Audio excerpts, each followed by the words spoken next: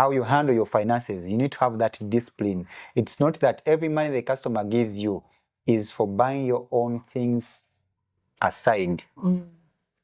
Than investing back in business, investing back in the skills that you need to get in your business, and also looking further, making sure that you can also save something, because the energy and the strength you have today may not completely be the same strength you're going to have tomorrow.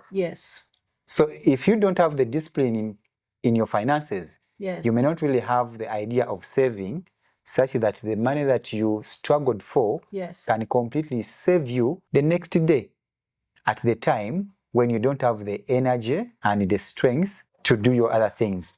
And then also investing or getting assets out of the things that you do.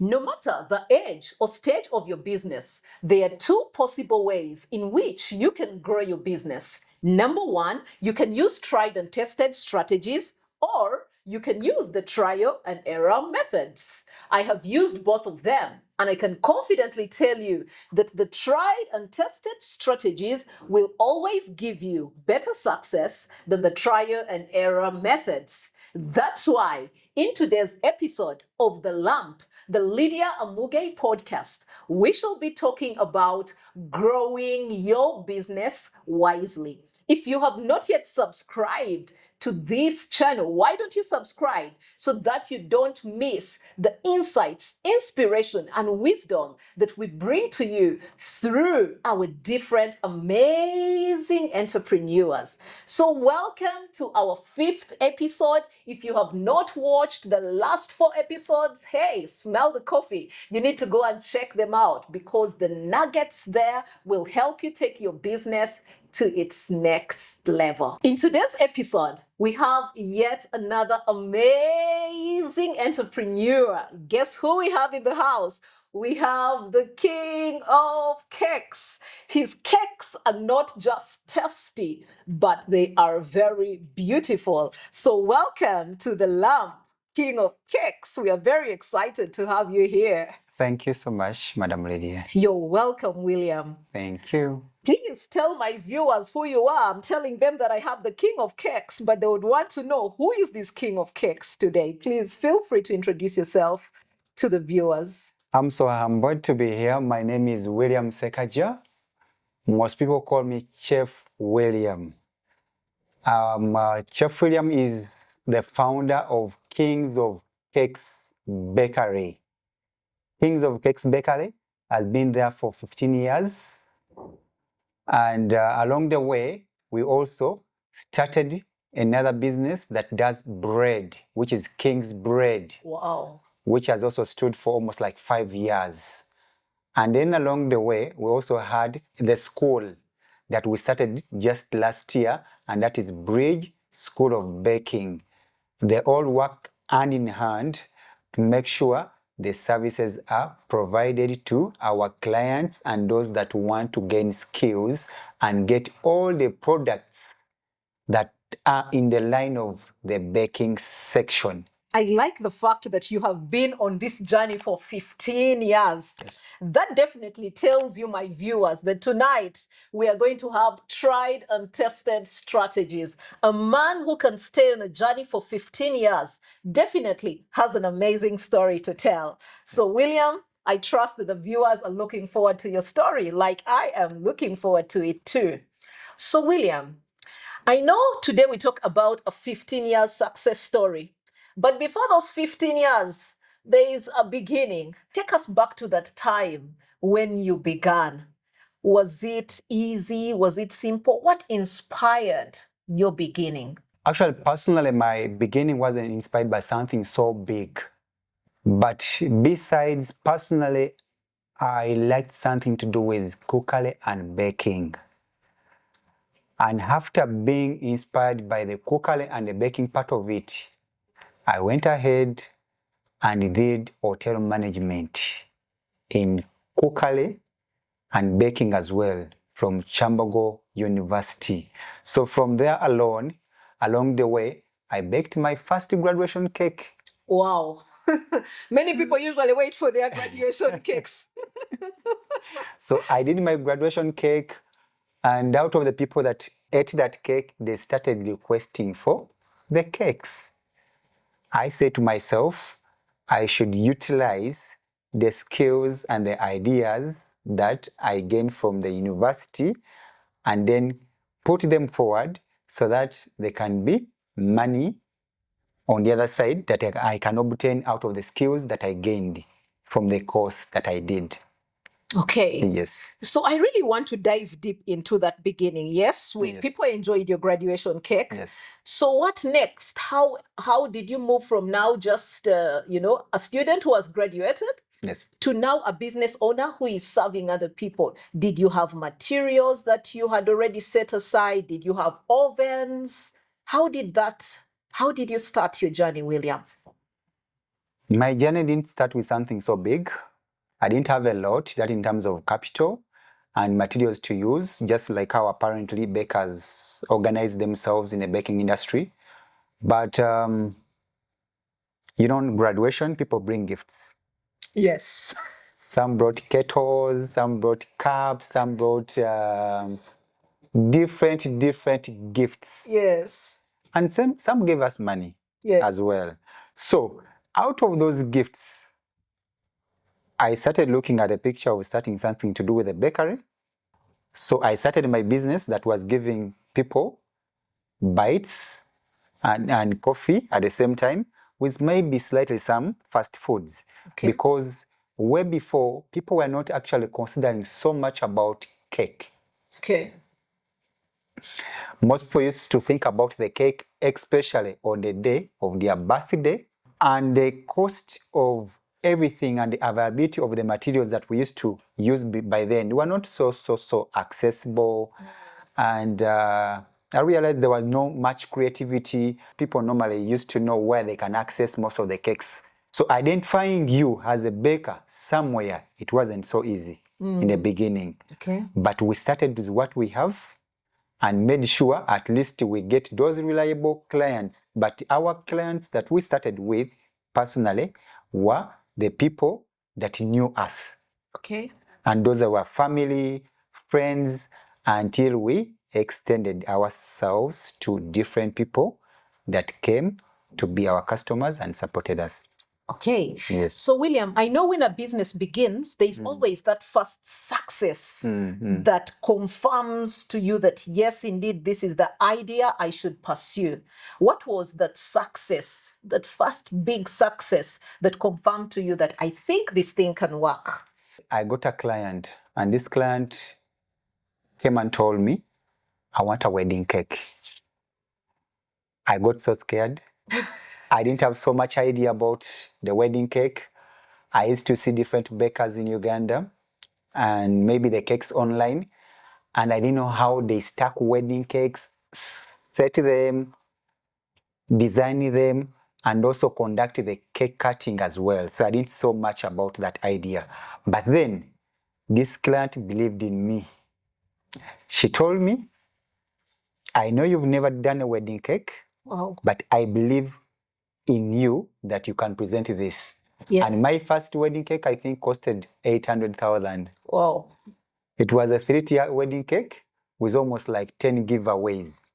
Okay. 3-tier and 10 giveaways at 800. So I looked at the money and it was so much to me because no one has ever trusted me. And this came from a customer that used to give me birthday cakes. And she told me, you know what, have a friend that has a wedding, and I believe your cakes are nice and you'll be able to present this cake. I expressed my weakness, but she believed in me, and we presented that cake, and that was my first success. Wow. How did her confidence in you help your business grow better? Her confidence in me paved the way, and believing that I can have more other clients in the same capacity or category of this client, that I can get a next client that can be in position to give us the wedding cakes and also some other services that go along the line with the things that we used to provide. So after that wedding cake, along the way, we got more other customers, more other brides that wanted the wedding cakes. But of course, the first wedding cake gave us more challenges, and I made more research. But after this wedding cake, I realized that I can do much way better in the next project. After identifying a few of my weaknesses, and the design wasn't so good by then, but then I trusted the taste of my cakes from the inside. Okay. And people appreciated that. And it kept me believing that I can do much way better for the next project. Yes. And I kept growing myself and doing more research from other bakers and also grooming myself in terms of skills. Wow, that's very important. So after that success, I know that with every success comes some failures. Yes. Are there some failures that you encountered, particularly at the start, that threatened the business and almost caused you to think about maybe giving up or considering another pathway? Yes, in the start, we realized some challenges that we got from the beginning and slightly discouraged us. Personally, challenge was about power. We left power on, and a few machines that we had acquired by then were still on. So we left the machines on when power went. Oh my God. So when power came back, everything started heating up until everything got burnt and it got spoiled. So they called me when I was at home and they told me, you know what? Come and see, there's fire in your bakery. Come and see what is happening. So on coming back, I found out that everything had burnt and we couldn't even save most of the items that we had in the bakery. But it was a blow on our side and a challenge that we faced, but it didn't actually put us down. How are you able to rise up from that? Because I'm imagining you've lost machines. Yes. You've lost everything that would keep the business running. What was on the inside of you that enabled you to still keep fighting on, even after such a big loss? I believe the passion that I have about baking is so high. That alone kept me believing that I can still stand on my feet and also succeed or make it again. So now tell us about the growth. Now, how did growth continue after that first failure? Did it start at the same level you had left it at, or did you now go on to another level of growth? The growth on our side didn't completely happen at the same time, but it kept on increasing slightly, and by also on our side realizing our potential within the baking industry. Okay. We were able to realize what we are able to provide to the bakers, realizing what bakers need or customers need, realizing the gaps left for the market in the baking industry. So we had to sit on the drawing board, be creative enough, and find out those weaknesses and people normally take as things they undermined in terms of creativity. So we had to nurture ourselves into that deep down and make sure that we completely look at the creative cakes, things that you can look at in a realistic appearance and start creating them into something that can really stand out. And basically within that time, we looked at some cakes that normally go under realistic regional cakes. Yes. Realistic regional cakes, these are cakes that look real in Yes. terms of appearance. When you look at the pumpkin and the cake, you slightly take time to realize or differentiate between a real pumpkin Yes. and a cake, Yes. a drum and a cake, luombo cakes, saucepan, and the rest of other cakes. So we had to ground ourselves into things that people normally undermine, people normally don't look at, and those became our point of strength. Wow. For people to realize our potential and so on. And one of the cakes that we got was a cake of a cow. Someone ordered for cake of a cow. Wow. So we looked at that cake. It was a bit of a challenge, but let alone we nailed it. We Okay. made it so perfectly. Yes. So how has social media helped the growth of your business? Social media has completely helped, because at a certain point, you may not really be supported by people within your locality. But social media alone exposes you to people that don't even know you, but they are able to eat your product by seeing the picture.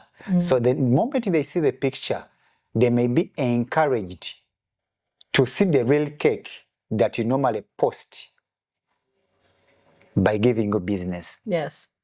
So the people within your locality, they will look at your cakes, they'll look at your product, but then they may not be completely your potential customers. By social media alone, by either someone liking your pictures, someone sharing your pictures, and by then we used to put some watermark whereby our phones are there, our logos are there. So if a customer is also sending it to Madame Lydia, wants a wedding cake or any other cake, so that cake will go with our logo, Yes. or maybe our phone number.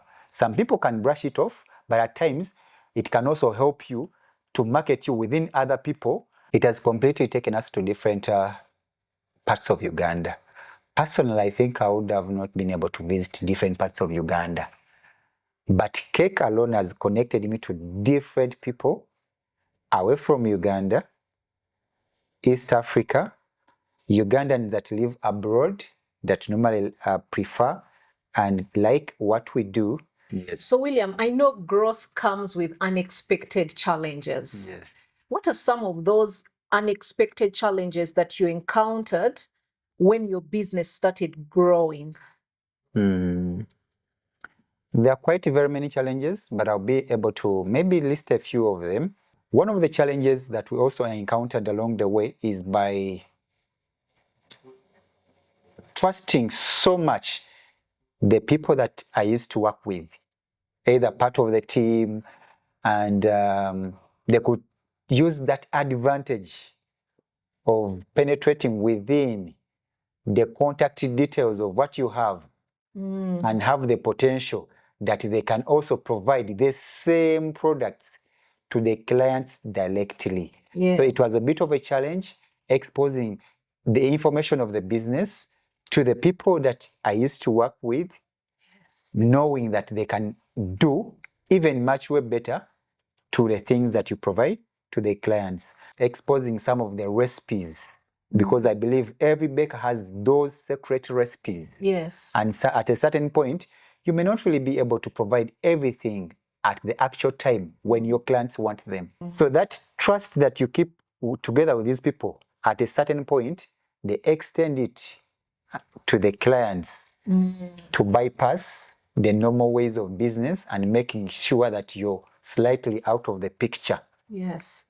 So that was also another bit of a challenge. And then the other thing is about improper bookkeeping.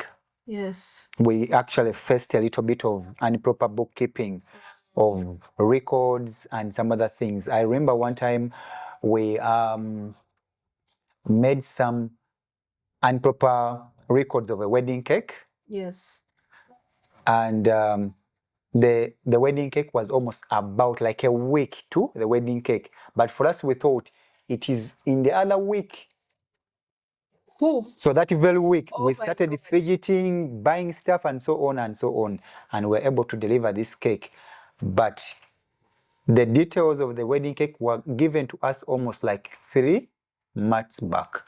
My God. So I made sure that at least part of my challenges have to be collected and make sure that at least the records that are in line of the wedding cakes or all cakes are kept updated, either by myself and the people responsible to make sure things are done in the right way. Okay. So now that you have been growing a business, what advice would you give to someone who is growing a business?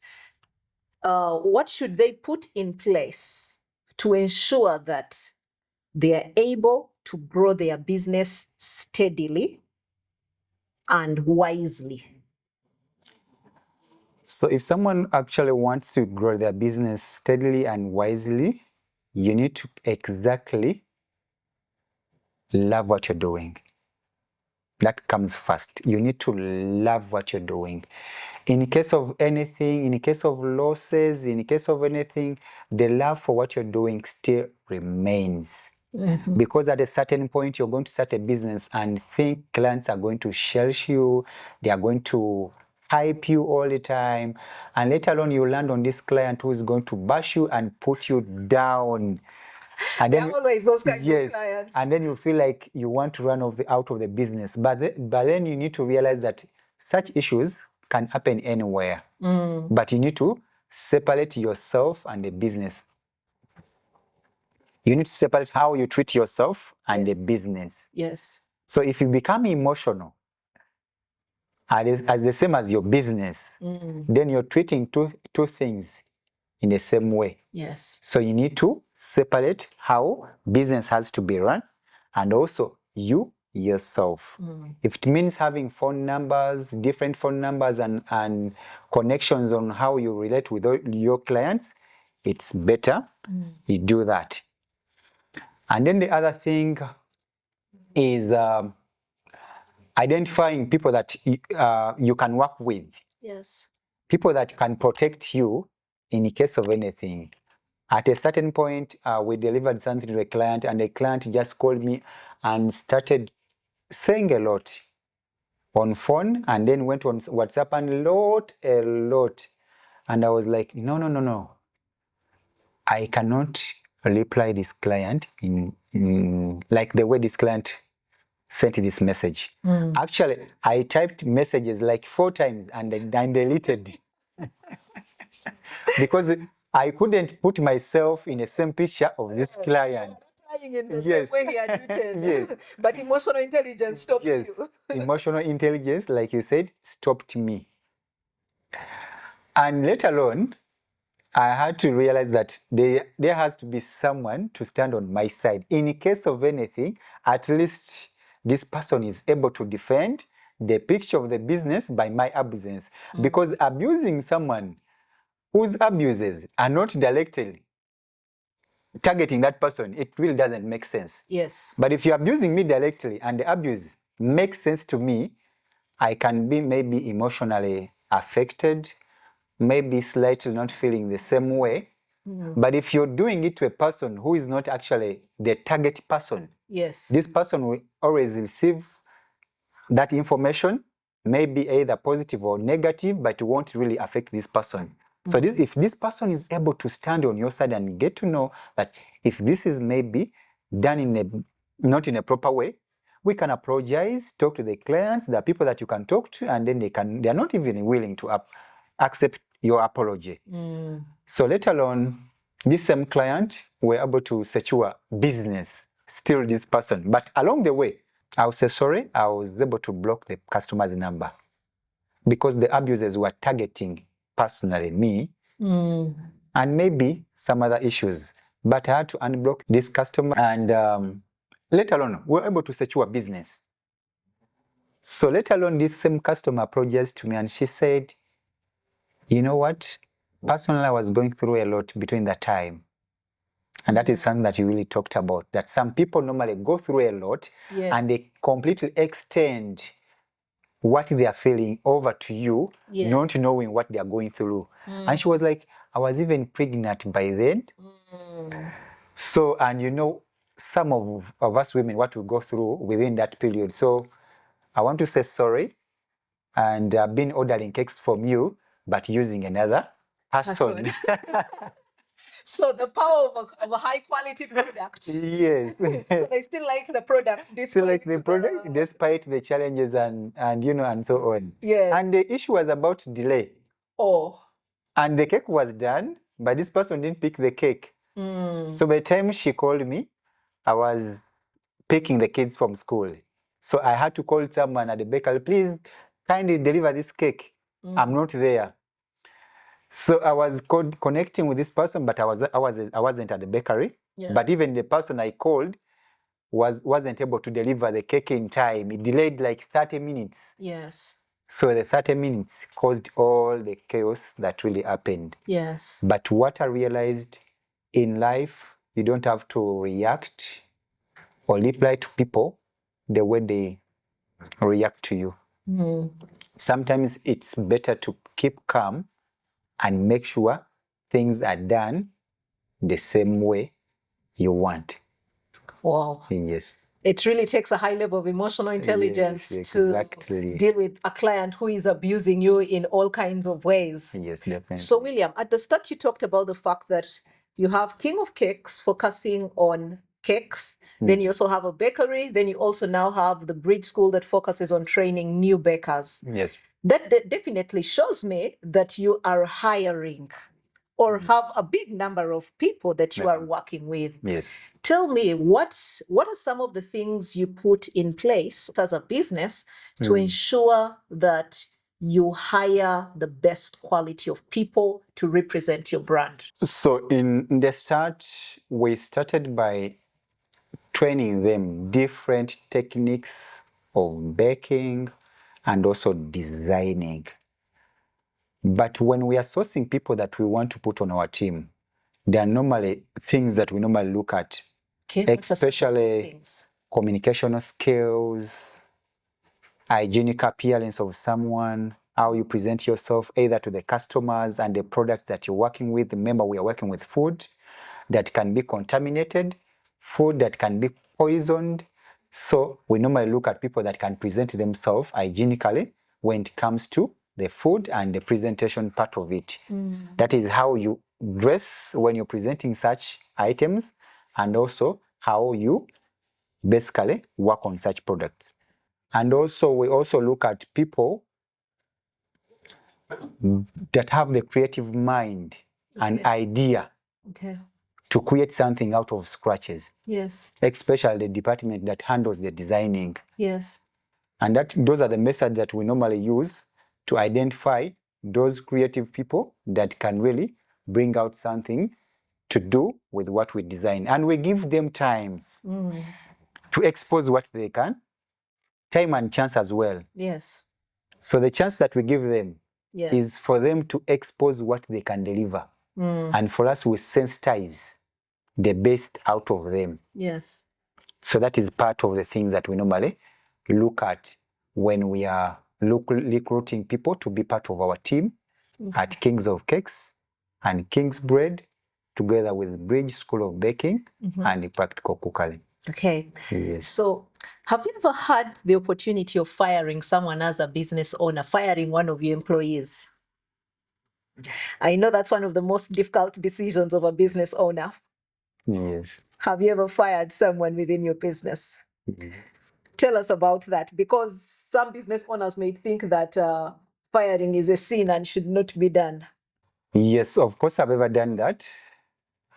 But before it happens to some people, I normally talk to them. Okay. I talk to someone, especially about their weaknesses. Weaknesses might be on how you handle the creative design of cakes, on how you talk to the customers, your time management, your excuses that are endless that you normally do, your behaviors with finances, because anything to do with improper management of finances may lead to the downfall of the business and also lead to some things that are not really completely done in a right way.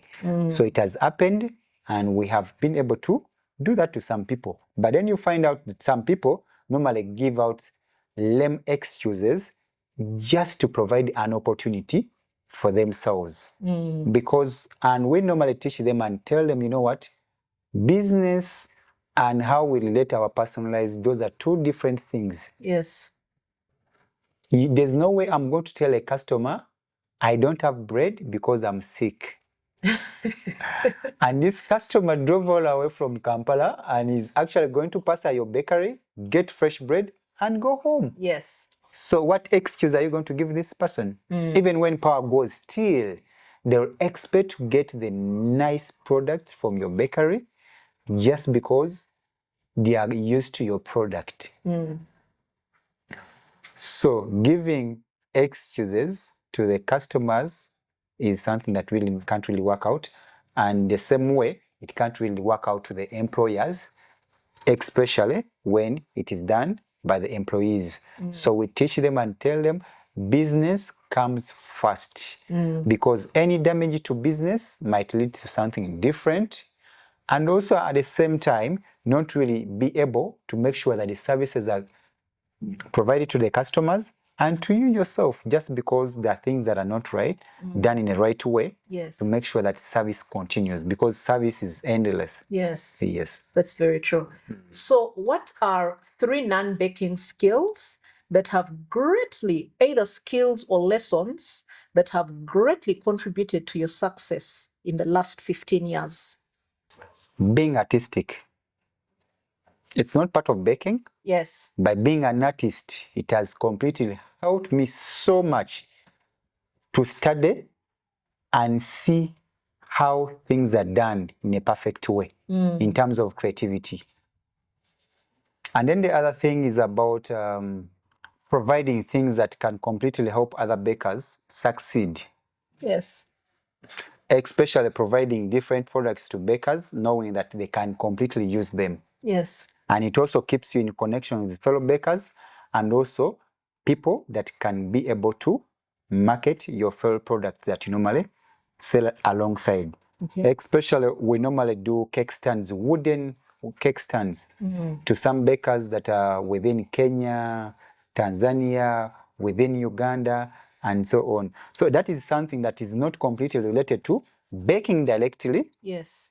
but then we use the other idea of crafting these cake stands made out of wood and then sell them to bakers. So it's not directly related to baking, Yes. but it benefits the baking on our side Yes. in terms of sales and everything. And then at the same time, or on the other side, we get finances out of it. Yes. And then the third one. The computer skills. Okay. Yes. Computer skills and marketing. Okay.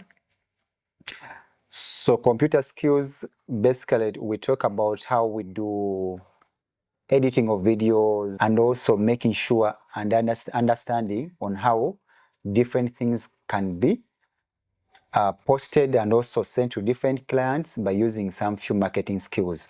So it is not related to baking, but it's also part of something that has completely helped us to make sure we can still reach out to clients and grow our business to the next level. Okay. Yes. Okay. At what point did you think of crossing over from just making cakes to now making bread and now the school? Why didn't you just focus on the cakes? Because I can see you moved from the cakes now to the bread and now to a school. Yes. So we came to realize that there are products that we can sell alongside cakes, products and service. The service that we looked at is by offering our skills to bakers and people that want to join the baking industry. Because we realize that most people want to join the baking industry, but at a certain point, they join the baking industry by not actually having skills, necessary skills for them to maintain themselves within the industry and how they can handle different other things. And also that starts with creation of recipes, design, and so much more. So we realized that we can offer a service to different bakers, the new bakers that want to join the industry. And then the other thing that really we started, that was bread, alongside within the COVID time. We had to realize the space was within that time, and then we said, let's have something that we can offer alongside cake. And the only product that we looked at was bread. So bread also gave birth to so many products like donuts, cookies, and especially donuts. Yes. It's so bad that I didn't come with some donuts for you to taste, but I'll send them.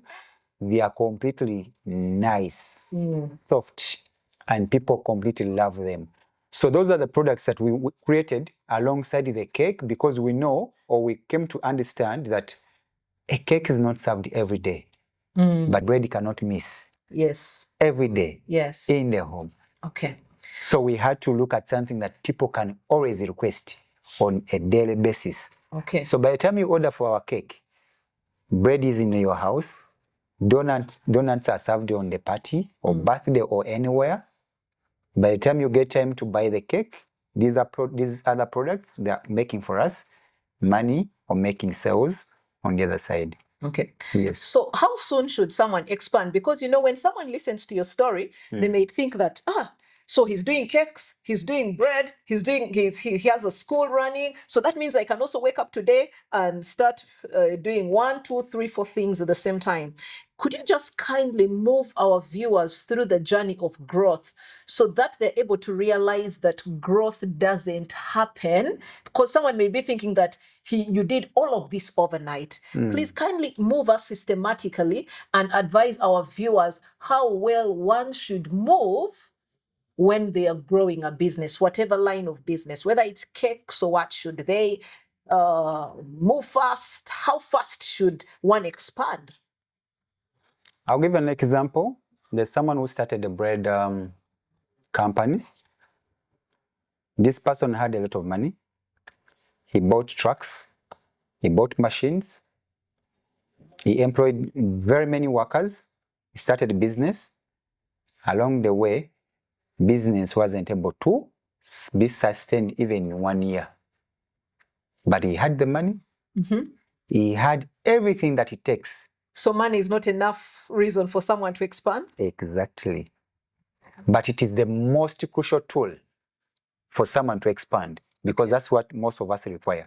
Okay. But then someone needs to have the love for what you're doing, create different ideas and research for what you're going to do. Because this person had it in mind that if I start bread, I'm going to be supplying all the communities around, all the schools around. Yes. But then it was easy for this person to first make research of the cost of production and whatever it takes to make sure all these things are done. Yes. Because at the same time, these trucks need to be serviced, washed, and also the people that are going to transport those products are meant to be paid. Yes. You also pay the workers, you service the machines, you buy the materials, you do almost everything. So in business, one should not even look at so much about the profit side only. You need to look at all sides, that if I slightly fail in the other direction, what should be my point of strength for me to stand out, that in case some losses hit my business, I'm able to make it run today and tomorrow. So I believe that business can give birth after knowing your point of strength and your capability for you to make sure that this business can stand on its own. Yes. The moment you realize that this business can be able to stand on its own, you're able to move another step to make sure you also start another business. Yes. But it is also good, personally, I believe it's good to start a business that moves hand in hand with the other business. Okay. Let's say you're dealing in cakes, you're dealing in food, you're dealing in pastries, you're dealing in teaching. It is almost related. But if you're selling samosas today, the next day you're selling in senene, the other time you're selling a different product, the other time you're selling this other product, you're going to end up confusing your customers. You're also going to make sure that things are not even done in the right way, the best way that you want, just because you're only chasing what is on, but not following something that is related to what you're selling, so that your customers can completely be updated. Because these customers that we normally sell our product, most of them, they don't even call directly, but they keep following you up. Yes. Someone can even make a track of what you're posting and everything for almost a full year, until they get to know that this person is not just joking about. So consistency is also important. Very important. Yes. I remember there are some cakes I used to do, but I was just inspired about some design, and I could just put in my money, and I said to myself, I want to see how the pumpkin looks like. I do it for myself. Let me do maize corn. I like that maize corn cake. Thank you so much. His social media platform for that maize corn cake. I liked it. It really came out very well. I can imagine the attention. The went into bringing out watermelons, the cake. I go so much further to realize the details and how to achieve them, the color mixing and everything. And I make sure that everything is attached and edible. Because at a certain point, you're going to realize that there's a certain scenario that really happened so much way back that the customer was putting a ring on the cake, and these pins they normally use for decoration, they were also put in the cakes. So it's better to put something that is edible in the cake, because whatever happens might either spoil your reputation, Yes. or maybe you might slightly be imprisoned for causing something that is not really good. So, William, I guess you've heard of the saying that a business cannot grow beyond its business owner. Have you heard of that saying? Yes. So, what are 3 personal habits that have enabled your business grow? So they are not business habits, they are personal habits to William that have also contributed to the growth of your business. I would say believing in myself and what I'm capable of delivering together with my team.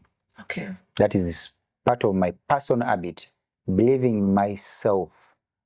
And at a certain point, you find out that even the customers themselves, they normally take that trend or maybe that tendency of believing that if this person is capable of doing this, he can also do this.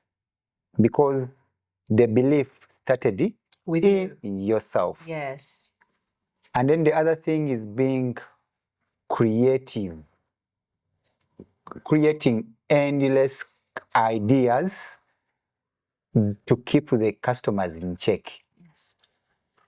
Because if you're producing the same idea on and on, somebody else might start also producing the same product. Yes. So some people might slightly fail to have the identity or to differentiate between you and the other person, because you've been producing the same cakes, same design, than someone who sits down, create the designs from scratch, from the sketch, and then later on you implement them.